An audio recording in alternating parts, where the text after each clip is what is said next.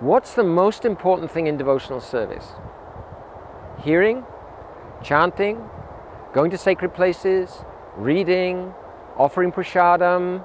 What's the most important thing? Well, our main practice is chanting Hare Krishna, chanting the holy name of Krishna. This is the practice for this age. But in order to chant Hare Krishna, in order to understand that we need to chant Hare Krishna, then we've got to hear. So it said that Shravanam, Kirtanam, Vishnu Smaranam. First of all, we hear, and then we chant. When we've heard, then we chant and praise Krishna, because we can't praise Krishna unless we've heard about him, and then remembering Krishna. But then there's another point. Who are we going to hear from?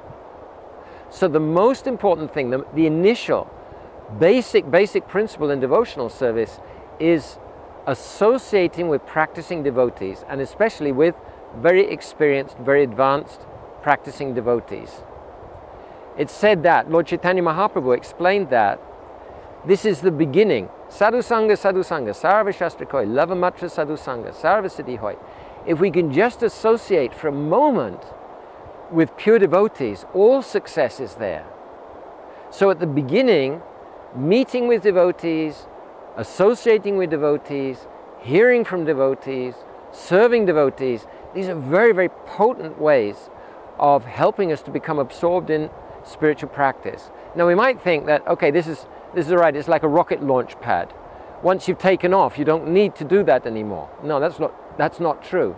In the spiritual world even, association with more intimate, closer devotees of Krishna is still going on.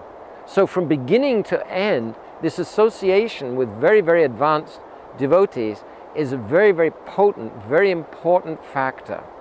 Why is this? Because practicing devotees, especially pure devotees, they're not ordinary people. They're always serving Krishna. They're serving Krishna within the heart. Krishna's with them, and they can give Krishna. Krishna follows their desires. They can give bhakti. Bhakti is independent. Bhakti can go anywhere. But how do we get bhakti? When we meet with a practicing devotee, and that devotee wishes it all, if only that person can become advanced in devotional service, bhakti comes from the heart of that devotee into our heart.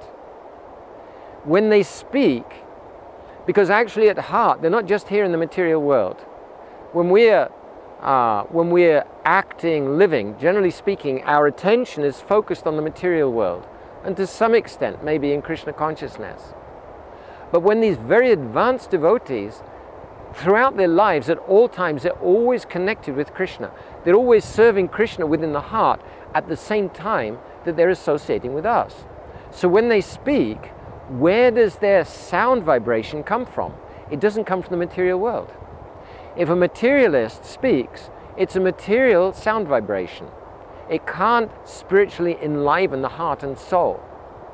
But when these pure devotees speak, they're speaking from the place of service. They're speaking from the spiritual world. And consequently, their sound vibration is very, very potent. It enters the heart.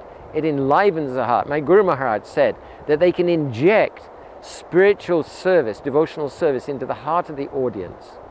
So it's very important, as much as possible, to associate with very elevated devotees. I've been fortunate, somehow or other, by Krishna's mercy, I got the chance to associate with my Guru Maharaj, Srila Bhaktivedanta Swami Maharaj, our Srila Prabhupada. And then after that, for a long time, almost 20 years, I was trying to manage. I wasn't associating with any very advanced devotees. But then our Gurudev, Srila Bhaktivedanta Narayan Goswami Maharaj, quite unexpectedly to me, he came to the Western world, and we began to associate with him. And right from the beginning, he was saying, you have to associate with very advanced devotees. You have to associate with very advanced devotees. You have to associate with very advanced devotees. So I asked him one day, who are these very advanced devotees? He said, did you ever meet your Guru Maharaj? I said, yes. He said, was there some effect? Yeah, there was a big effect when we met Srila Prabhupada. He asked then, is there anybody now who has the same effect as your Prabhupada? I said, no, only you. So then I understood why we have to associate with very advanced devotees. So all the time when we were associating with him, I was with him for about 15 years. He was all the time emphasizing this. And when he unfortunately left the world, so then I thought, okay, so I have to look for somebody else to associate with.